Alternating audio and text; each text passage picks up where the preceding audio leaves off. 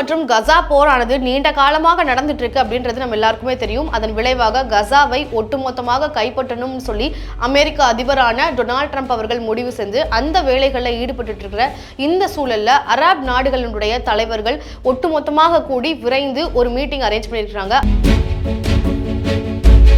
அந்த மீட்டிங்ல சில முடிவுகளை எடுத்திருக்கிறாங்க. அதுல முதல் கட்டமாக அமெரிக்க அதிபரான டொனால்ட் ட்ரம்ப் அவர்களுடைய கசாவை ஒட்டுமொத்தமாக கைப்பற்றணும் அப்படின்ற அந்த முடிவுக்கு நம்ம ஒத்துழைக்க கூடாது அப்படின்றதுதான் அவங்களுடைய முதல் கட்டமான ஒரு முடிவாக இருக்கு. அதை தாண்டி கசாவை 4.5 லட்சம் கோடி ரூபாய்க்கு 6 ஆண்டுகள்ல மீண்டும் கட்டமைக்கணும் அப்படின்னு சொல்லி முடிவெடுத்திருக்கிறாங்க.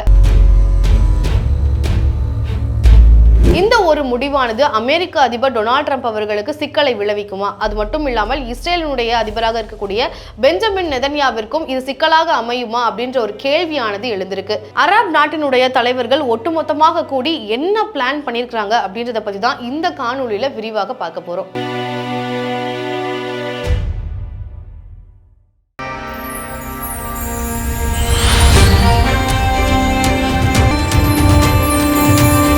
நேயர்களுக்கு வணக்கம். கிட்டத்தட்ட 15 மாதங்களாக இஸ்ரேல் மற்றும் பாலஸ்தீனில் இருக்கக்கூடிய கசாவிற்கும் இடையேயான போரானது நடைபெற்றுட்டு இருக்கு அப்படின்றது நம்ம எல்லாருக்குமே தெரியும். அந்த போர் இப்போ தற்காலிகமாக நிறுத்தி வைக்கப்பட்டிருக்கு. இரண்டு தரப்புக்கும் இடையே ஒரு அக்ரிமெண்ட் அடிப்படையில் இஸ்ரேல் மற்றும் கசாவிற்கான ஒரு போரானது தற்காலிகமாக நிறுத்தி வைக்கப்பட்டிருக்கு அப்படின்றது அந்த மக்களுக்கு ஒரு ஆறுதலாக அமைஞ்சிருக்கு. இந்த ஆறுதல் தரும் இந்த சூழல்ல தான் அரபினுடைய தலைவர்களுக்கும் கசாவில் வசிக்கக்கூடிய மக்களுக்கும் ஒரு பெரிய அதிர்ச்சிகரமான தகவலை வந்து கொடுத்திருக்கிறாரு அமெரிக்க அதிபரான ட்ரம்ப் அவர்கள். அப்படி அவர் என்ன கொடுத்தாரு அப்படின்றத பார்க்கறதுக்கு முன்னாடி பிப்ரவரி 4ஆம் தேதி இஸ்ரேலினுடைய அதிபராக இருக்கக்கூடிய பெஞ்சமின் நெதன்யா அவர்கள் வந்து அமெரிக்காவில் வெள்ளை மாளிகையில் டொனால்ட் ட்ரம்ப் அவர்களை சந்திச்சு பேசியிருக்கிறாரு. அந்த சந்திப்புக்கு பிறகு டொனால்ட் ட்ரம்ப் அவர்கள் கொடுத்த ஒரு தகவல் தான் கசா மக்களுக்கும் அரபு நாட்டினுடைய தலைவர்களுக்கும் ஒரு பெரிய அதிர்ச்சியை ஏற்படுத்தியிருக்கு அப்படின்னே சொல்லலாம். அப்படி டொனால்ட் ட்ரம்ப் அவர்கள் என்ன சொன்னாரு அப்படின்னு பார்க்கும்போது கசாவில் போர்ல மிஞ்சி இருக்கக்கூடிய மக்கள் கசாவில் இருக்கக்கூடாது, கசாவில் இருக்கக்கூடிய மக்கள் கசாவை விட்டு வெளியேறி அகதிகளாக பிற நாடுகளுக்கு போகணும் அப்படின்ற மாதிரி வெளியிட்டிருக்கிறாரு. அமெரிக்கா கசாவை கைப்பற்ற போகுது அப்படின்ற மாதிரியும் அவர் அந்த தகவல்ல குறிப்பிட்டிருக்கிறாரு. மேலும் அமெரிக்காவை பொறுத்த வரைக்கும் மேலும் கசாவை பொறுத்த வரைக்கும் பாலஸ்தீன்ல ஒரு பகுதியாக இருக்கக்கூடிய இந்த கசா இஸ்ரேலுடைய போர்னால இப்போ வாழவே தகுதி இல்லாத ஒரு விளிம்பு நிலையில இருந்துட்டு இருக்கு. இந்த சூழல்ல கசா மக்கள் மீண்டும் அந்த இடத்துல இருந்தாங்க அப்படின்னா இஸ்ரேல் மற்றும் கசாவினுடைய போரானது தொடர்ந்து நடந்துகிட்டே தான் இருக்கும். இதுக்கு ஒரு முடிவே இல்லாம போயிடும் அப்படின்ற காரணத்தினால கசாவில் இருக்கக்கூடிய மக்கள் அகதிகளாக பிற நாடுகளுக்கு போகணும் அப்படின்னு சொல்லி குறிப்பிட்டிருக்கிறாரு. அது மட்டும் இல்லாம அமெரிக்காவை பொறுத்த வரைக்கும் கசாவை கைப்பற்றி கசாவை மீண்டும் ஒரு நல்ல நிலைக்கு கொண்டு வரதுக்கான கட்டமைப்பு பணிகளை செய்வாங்க, வீடுகள் கட்ட போறாங்க, இன்ஃப்ராஸ்ட்ரக்சர்ஸை இம்ப்ரூவ் பண்ண போறதாகவும் குறிப்பிட்டிருக்கிறாரு.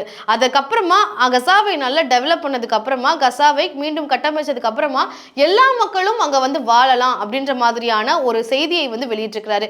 இந்த ஒரு தகவல் தான் கசா மக்களுக்கும் சரி அரபு நாடு தலைவர்களுக்கும் ஒரு பெரிய அதிர்ச்சியை வந்து ஏற்படுத்தியிருக்கு. அது மட்டும் இல்லாம இந்த வீடுகள் இந்த கட்டமைப்பெல்லாம் மேற்கொள்ற வரைக்கும் கசாவில் மக்கள் வசிக்க முடியாது, அதனால மக்கள் வெளியேறணும் அப்படின்னு குறிப்பிட்டிருந்தாரு. அதற்கப்புறமா டொனால்ட் ட்ரம்ப் அவர்கள் பத்திரிகையாளர்களை சந்திச்சு ஒரு பேட்டி கொடுத்திருக்கிறார். அந்த பேட்டியில என்ன சொல்லியிருக்கிறாரு அப்படின்னு பார்க்கும்போது கசாவில் வசிக்கக்கூடிய மக்களுக்கு இனிமே கசாவில் இடம் இருக்காது, அமெரிக்கா கசாவை கைப்பற்றதுக்கு அப்புறமா கசா மக்கள் அங்க வசிக்க கூடாது அப்படின்ற மாதிரி சொல்லியிருக்கிறாரு. அகதிகளாக போன மக்கள் திரும்பி கசாவுக்கு வர்றதுக்கான அனுமதியும் கிடையாது அப்படின்ற மாதிரி குறிப்பிட்டிருக்கிறாரு. ஏற்கனவே கசாவில் வசிச்சிட்டு இருந்த மக்கள் அப்ப எங்க போகணும் அப்படின்னு கேட்டா ஜோர்டன் மற்றும் எகிப்து நாடுகளில் போய் வாழணும், அந்த நாடுகள் இங்க கசா மக்களை அகதிகளாக ஏற்றுக்கொள்ளணும் அப்படின்ற மாதிரி அந்த ஒரு நேர்காணல்ல பதிவிட்டிருக்கிறாரு. இதன் விளைவாக ஜோர்டன் மற்றும் எகிப்து நாடுகள் இதற்கு கடும் கண்டனங்களை வந்து தெரிவிச்சிருக்கிறாங்க. அது மட்டும் இல்லாம ஜோர்டனுடைய மன்னர் 2ஆம் அப்துல்லா அவர்கள் வெள்ளை மாளிகையில டொனால்ட் ட்ரம்ப் அவர்களை நேரடியா சந்திச்சு பல விஷயங்களை சொல்லியிருக்கிறாரு. அதுல முதல் கட்டமாக அவருடைய கண்டனத்தை பதிவு பண்ணி கசாவினுடைய மக்கள் கசாவிலே வசிக்கணும், அவங்க வசிச்சபடியே அமெரிக்கா கசாவை கட்டமைச்சு கொடுக்கணும் அப்படின்ற மாதிரி வலியுறுத்தியிருக்கிறாரு. ஜோர்டன் அவர்களுடைய இந்த ஒரு பரிந்துரையை டொனால்ட் ட்ரம்ப் அவர்கள் ஏற்கல. ட்ரம்ப் அவர்களை பொறுத்த வரைக்கும் கசாவை ஒட்டுமொத்தமாக கைப்பற்றி அந்த மக்களை வெளியேற்றணும் அப்படின்றதுல அவர் உறுதியாக இருக்கிறாரு. இந்த ஒரு சூழல்ல இஸ்லாமிய நாடுகள் டொனால்ட் ட்ரம்ப் அவர்களுடைய இந்த ஒரு முடிவுக்கு ஒத்துழைக்கல அப்படின்றதான் பார்க்க முடியுது. டொனால்ட் ட்ரம்ப் அவர்களுடைய இந்த முடிவு இஸ்லாமிய நாடுகளுக்கு டொனால்ட் ட்ரம்ப் அவர்களுடைய இந்த ஒரு முடிவு இஸ்ரேலுக்கு சாதகமா அமையும், அதே நேரத்தில் கசா மக்களுக்கு எதிராகத்தான் திரும்பும் அப்படின்னு சொல்லி இஸ்லாமிய நாடுகள் கடும் கண்டனத்தை தெரிவிச்சிட்டு வராங்க. டொனால்ட் ட்ரம்ப் அவர்கள் அவருடைய முடிவில் உறுதியா இருந்துட்டு இருக்கிற நிலையில இஸ்லாமிய தலைவர்களும் சரி, இஸ்லாமிய நாடுகளும் அரபு நாட்டினுடைய தலைவர்களும் ஒன்று சேர்ந்து ட்ரம்ப் அவர்களுக்கு எதிராக திரும்பி இருக்கிறாங்க அப்படின்னு பார்க்க முடியுது. அதன் விளைவாக ஈஜிப்டினுடைய தலைநகராக இருக்கக்கூடிய கெய்ரோவில் ஈஜிப்டினுடைய தலைவர் அப்துல் ஃபத்தா அல் சிசி ஒரு மாநாட்டை கட்டமைச்சிருக்கிறாரு. அந்த மாநாட்டுக்கு அவசரமாக அனைத்து அரபு நாட்டினுடைய தலைவர்களுக்கும் அழைப்பு விடுக்கப்பட்டிருக்கு. இந்த மாநாடு தற்போது நடந்து முடிஞ்சிருக்கிற நிலையில மாநாட்டில் பல நாடுகளினுடைய முக்கிய தலைவர்கள் பங்கேற்றிருக்கிறாங்க. சவுதி அரேபியா, கத்தார், அரபு எமிரேட்ஸ் போன்ற முக்கிய நாட்டினுடைய தலைவர்கள் இந்த ஒரு மாநாட்டில் பங்கேற்றிருக்கிறாங்க. மாநாட்டின் போது இந்த மாநாட்டினுடைய தலைவராக அப்துல் ஃபத்தா அல் சிசி அவர்கள் பல விஷயங்களை சொல்லியிருக்கிறாரு. அதுல முதல் கட்டமாக கசாவினுடைய மக்களை கசாவை விட்டு வெளியேற்றாமலேயே அங்க இருக்கக்கூடிய கட்டமைப்புகளை செய்யணும், கட்டட கழிவுகளை வெளியேற்றணும் அப்படின்ற மாதிரியான முடிவுகளை எடுத்திருக்கிறாங்க. இதற்கு அத்தனை இஸ்லாமிய நாட்டினுடைய தலைவர்களும் அரபு நாட்டினுடைய தலைவர்களும் ஒத்துழைச்சிருக்கிறாங்க அப்படின்றத பார்க்க முடியுது. அது மட்டும் இல்லாம கிட்டத்தட்ட 53 பில்லியன் அமெரிக்கன் டாலரை இதற்கு செலவிட்டு இந்த ஒரு கட்டமைப்பை பண்ணணும் அப்படின்னு சொல்லி திட்டம் வகுத்திருக்கிறாங்க. இது 53 பில்லியன் அமெரிக்கன் டாலர் அப்படின்றது இந்திய மதிப்பின்படி பார்க்கும்போது கிட்டத்தட்ட 4.61 லட்சம் கோடி ரூபாய்க்கு இந்த ஒரு திட்டத்தை அமல்படுத்தணும் அப்படின்னு சொல்லி இஸ்லாமிய நாடுகள் மற்றும் அரபு நாட்டினுடைய தலைவர்கள் சேர்ந்து முடிவு பண்ணியிருக்கிறாங்க.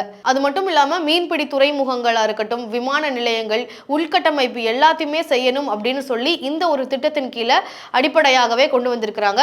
ஈஜிப்ட் நாட்டினுடைய தலைவர் மற்றும் இஸ்லாமிய நாட்டினுடைய தலைவர்கள் அனைவரும் சேர்ந்து இந்த ஒரு திட்டத்தை நிறைவேற்றணும் அப்படின்னு சொல்லி முடிவெடுத்திருக்கிறாங்க. இந்த திட்டத்திற்காக உலக நாடுகள் கிட்ட உதவி கேட்கணும் அப்படின்னு சொல்லி எகிப்து நாட்டு தரப்புல இருந்து முடிவு செய்யப்பட்டிருக்கு. அது மட்டும் இல்லாம உலக வங்கியிலையும் கடன் பெறணும் அப்படின்ற மாதிரியான ஒரு திட்டமும் இதன் அடிப்படையில் இருக்கு. அது மட்டும் இல்லாமல் அமெரிக்கா கிட்டையும் உதவி கேட்கணும் அப்படின்னு சொல்லி எகிப்து நாட்டினுடைய தலைவராக இருக்கக்கூடிய அப்துல் ஃபத்தா அல் சிசி அவர்கள் முடிவு செஞ்சிருக்கிறாரு.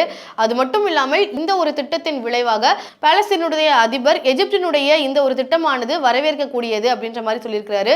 அமெரிக்காவினுடைய அதிபர் டொனால்ட் ட்ரம்ப் அவர்கள் ஈஜிப்டினுடைய இந்த திட்டத்தை கன்சிடர் பண்ணி அதுக்கான உதவிகளை செய்யணும், கசாவினுடைய மக்களை வெளியேற்றாமலேயே இந்த ஒரு திட்டத்தை நிறைவேற்றணும் அப்படின்னு சொல்லி பாலஸ்தீனுடைய அதிபர் சொல்லியிருக்கிறாரு. அது மட்டும் இல்லாம பாலஸ்தீனுடைய அதிபர் தேர்தலையும் நாடாளுமன்ற தேர்தலும் தேவைப்பட்டால் அதை கூட நடத்தலாம், அதற்கான உதவிகளையும் நீங்க செய்யணும் அப்படின்ற மாதிரியான ஒரு விண்ணப்பத்தை எழுப்பியிருக்கிறாரு பாலஸ்தீனுடைய அதிபர் முகமது அப்பாஸ் அவர்கள். இஸ்லாமிய நாடுகள் மற்றும் அரபு நாட்டினுடைய தலைவர்களுடைய இந்த ஒரு முடிவு அமெரிக்க அதிபரான டொனால்ட் ட்ரம்ப் அவர்களுக்கு ஒரு பெரிய தலைவலியை கொண்டு வந்திருக்கு அப்படின்னே பார்க்க முடியுது. அது மட்டும் இல்லாம இஸ்ரேலுக்குமே ஒரு பெரிய ஒரு சிக்கலாக அமையுமோ அப்படின்ற அடிப்படையில் இஸ்ரேலினுடைய அதிபர் இதற்கு கடும் கண்டனத்தை தெரிவிச்சிருக்கிறாரு. ஆனால் இதுவரைக்கும் அமெரிக்காவினுடைய அதிபராக இருக்கக்கூடிய டொனால்ட் ட்ரம்ப் அவர்கள் இந்த ஒரு திட்டத்துக்கு எந்த ஒரு ரியாக்ஷனுமே கொடுக்கல, எந்த ஒரு ரெஸ்பான்ஸும் பண்ணல அப்படின்றதான் பார்க்க முடியுது. விரைந்து அதுக்கான ஒரு ரியாக்ஷனும் எதிர்பார்க்க முடியும் அப்படின்றதான். விரைவில் டொனால்ட் ட்ரம்ப் அவர்கள் இந்த திட்டத்துக்கான ரெஸ்பான்ஸ் என்ன அப்படின்றத கொடுப்பாருன்னு சொல்லி மக்கள் எதிர்பார்த்துட்டு இருக்காங்க. அது மட்டும் இல்லாமல் கசாவில் செயல்படக்கூடிய ஹமாஸ் அப்படின்ற ஆர்கனைசேஷனும் ஈஜிப்டினுடைய இந்த திட்டத்துக்கு பெரிய வரவேற்பு கொடுத்திருக்காங்க. சோ இந்த திட்டத்தை டொனால்ட் ட்ரம்ப் அவர்கள் எப்படி பார்க்க போறாரு அப்படின்றதான் எல்லாருடைய எதிர்பார்ப்பாகவே இருந்துட்டு இருக்கு. ஆனா டொனால்ட் ட்ரம்ப் அவர்களை பொறுத்த வரைக்கும் கசாவை ஒட்டி அவர் எடுத்த முடிவுல இருந்து அவர் பின்வாங்க மாட்டாரு அப்படின்னு சொல்லிதான் பல சர்வதேச அரசியல் வல்லுநர்கள் குறிப்பிட்டிருக்கிறாங்க. இதன் காரணமாக இஸ்லாமிய நாடுகளுக்கும் அமெரிக்காவுக்கும் இடையே கருத்து முரண் ஏற்படும், இவங்க இரண்டு பேருக்கும் இடையே ஒரு மோதல் ஏற்படுறதுக்கான வாய்ப்புகள் அதிகமா இருக்கு அப்படின்னு சொல்லிதான் சர்வதேச அரசியல் வல்லுநர்கள் குறிப்பிட்டிருக்கிறாங்க. என்ன நடக்க போகுது அப்படின்றதையும் அரபு நாட்டினுடைய தலைவர்களுடைய முடிவுக்கு டொனால்ட் ட்ரம்ப் அவருடைய ரெஸ்பான்ஸ் எப்படி இருக்க போகுது அப்படின்றதையும் பொறுத்து இருந்து தான் பார்க்கணும். இதே மாதிரியான செய்திகளை தொடர்ந்து தெரிந்து கொள்வதற்கு நம்ம சேனலை சப்ஸ்கிரைப் பண்ணுங்க. நன்றி.